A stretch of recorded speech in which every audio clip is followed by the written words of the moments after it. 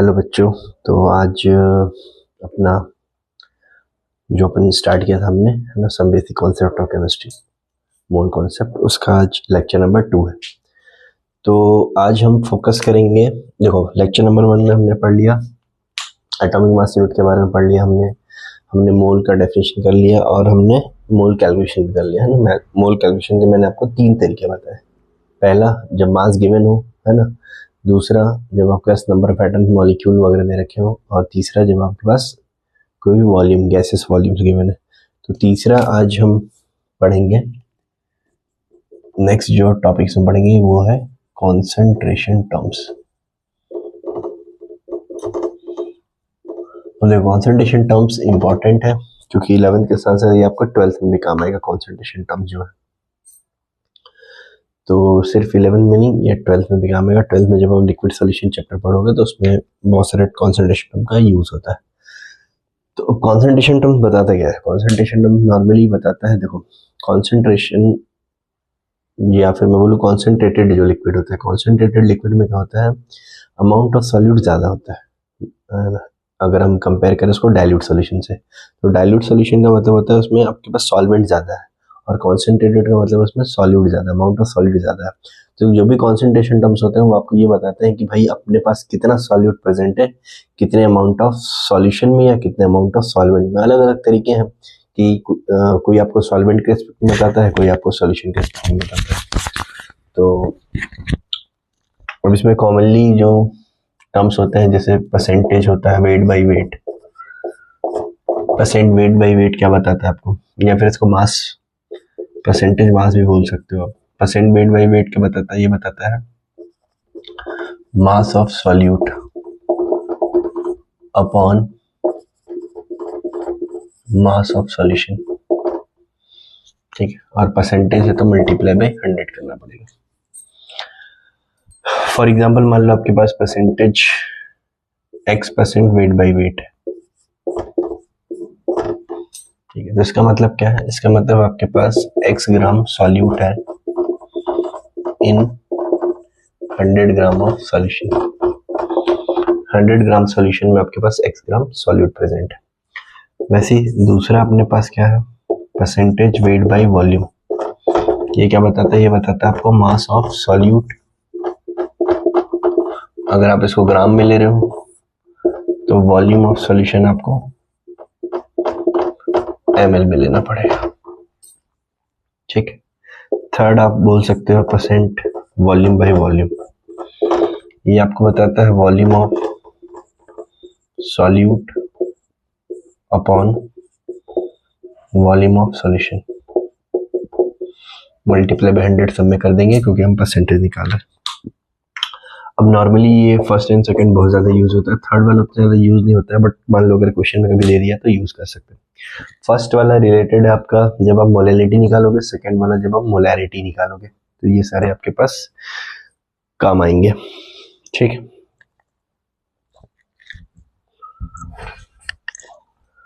तो note down कर सकते हैं, इसको आप नोट डाउन करेंगे, फिर इस पे बेस में क्वेश्चन करा दूंगा ताकि आपको ये पता चल जाए कि इसको यूज कैसे करना है।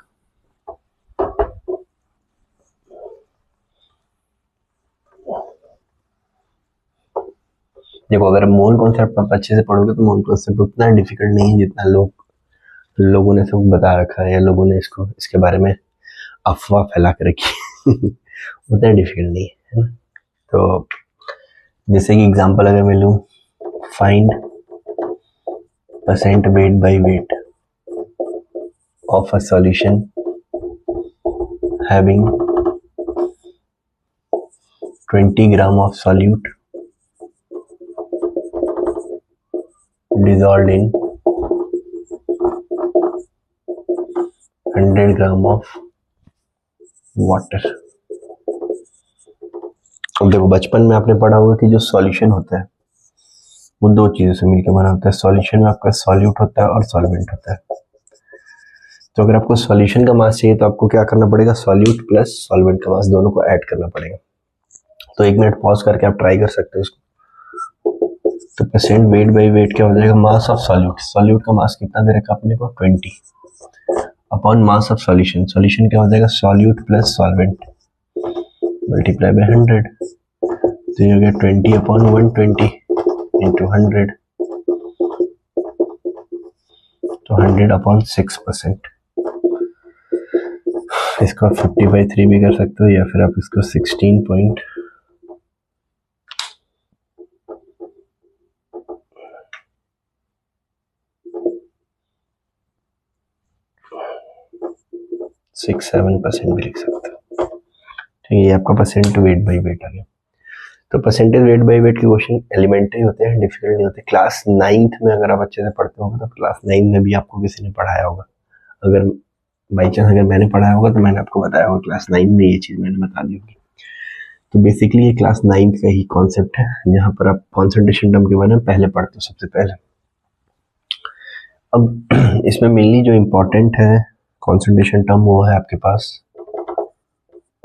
Molarity and molality. तो पहले हम मोलैरिटी के बारे में सोचते हैं कि मोलैरिटी क्या होता है।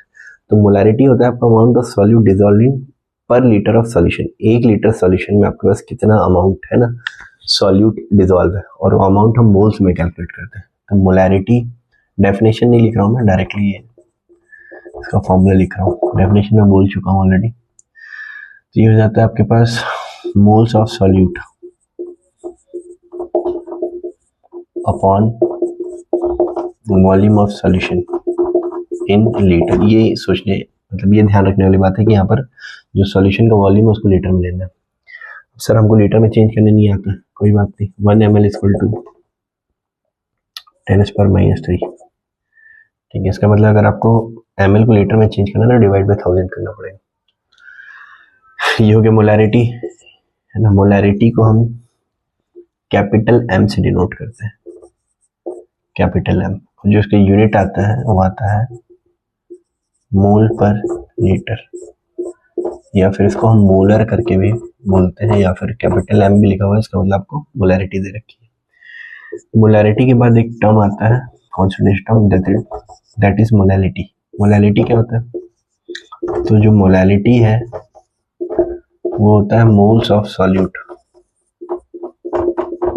Upon mass of solvent in KG. देखो दोनों में मेजर डिफरेंस ये है, यहाँ पर जो वॉल्यूम है वो सॉल्यूशन का वॉल्यूम है और लीटर में, यहाँ पर सॉल्वेंट का मास है वो केजी में। ठीक है, तो ये आपका मोलैलिटी हो गया। अब मोलैरिटी और मोलैलिटी के बीच में रिलेशन भी होता है, relation between molality and molarity.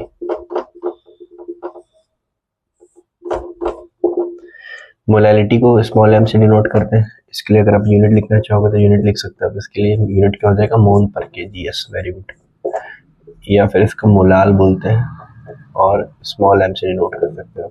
ठीक है, मोलैलिटी और मोलैरिटी में क्या रिलेशन होता है? तो molality is equal to molarity into 1000 divide by density of solution in gram per ml multiply by 1000 minus molarity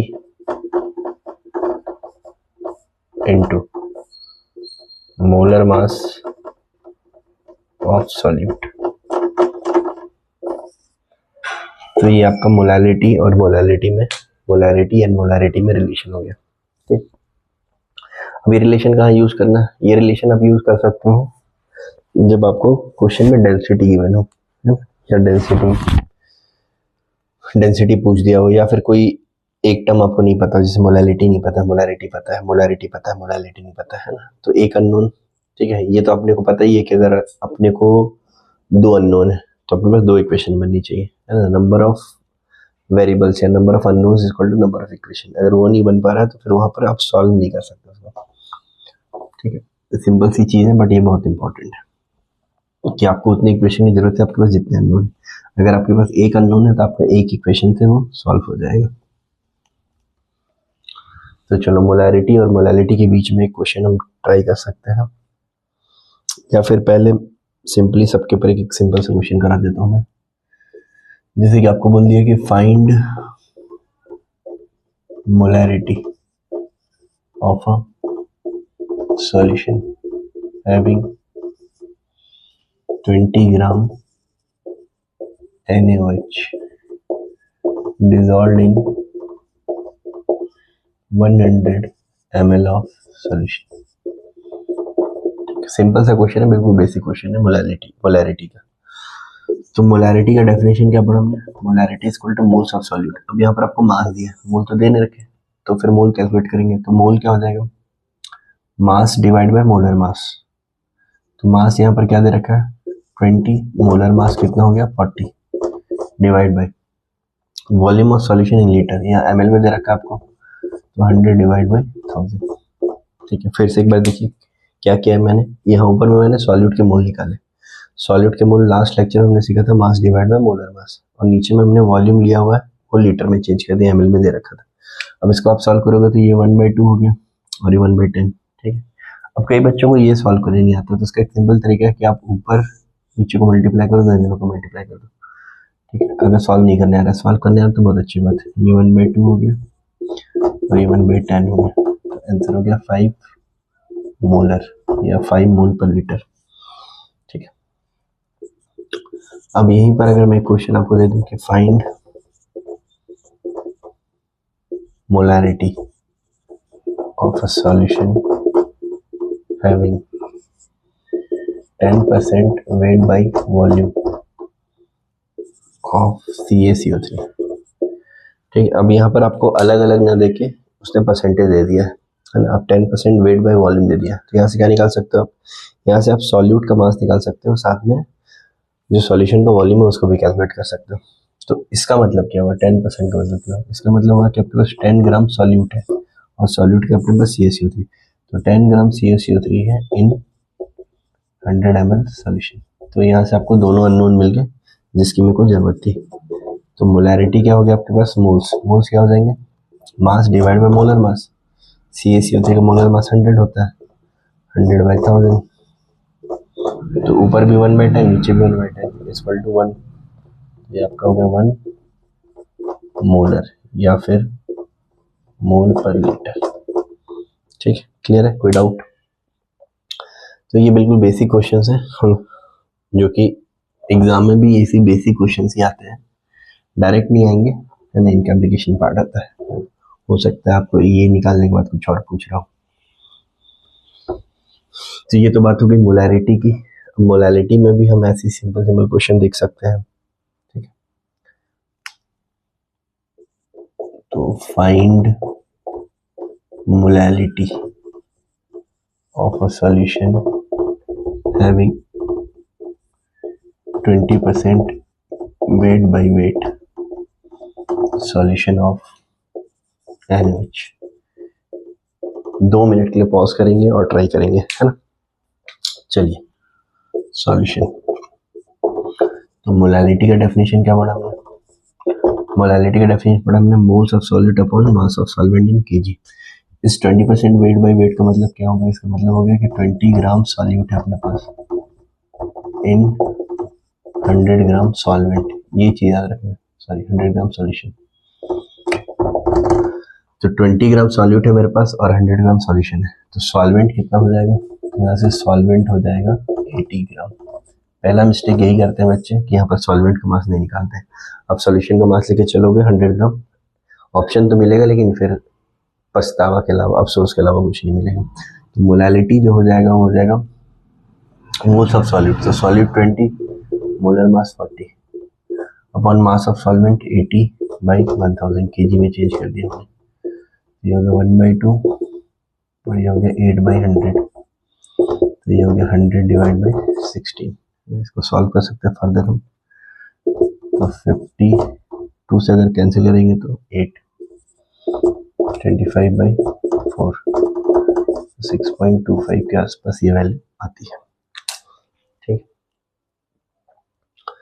तो ये आपका मोलैरिटी पे बेस्ड क्वेश्चन आ गया। मैंने डायरेक्टली इसमें percentage wait by weight use कर लिया, इसको अलग से भी दे सकता है ना, आपको मास ऑफ सॉल्यूट अलग से दे देगा, मास ऑफ सॉल्वेंट या मास ऑफ सॉल्यूशन दे देगा, वहां से आप बाकी चीजें निकाल सकते हो।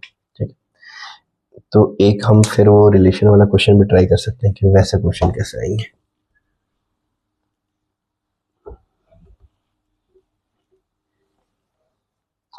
वैसे क्वेश्चन के लिए आप देख सकते हो कि find molality of a solution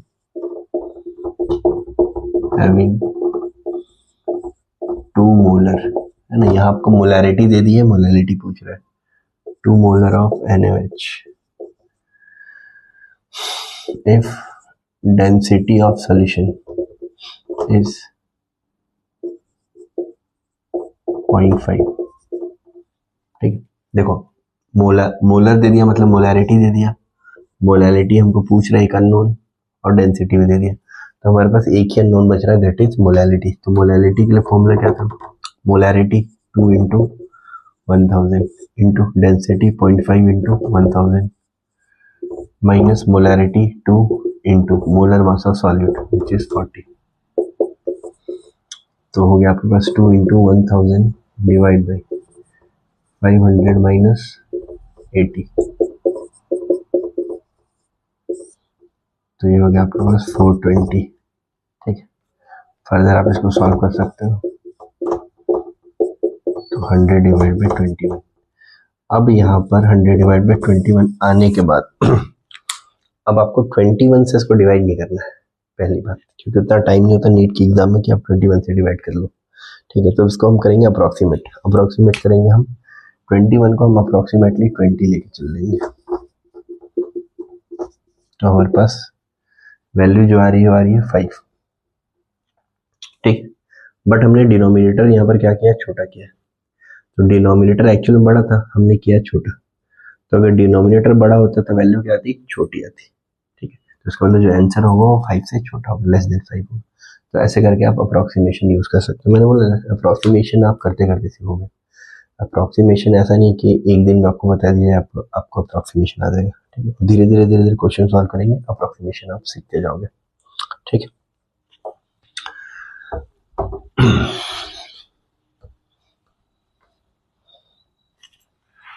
तो एक और चीज होती है जिसको हम बोलते हैं मोल फ्रैक्शन, तो यहाँ पर मोल फ्रैक्शन भी कवर कर लेते हैं।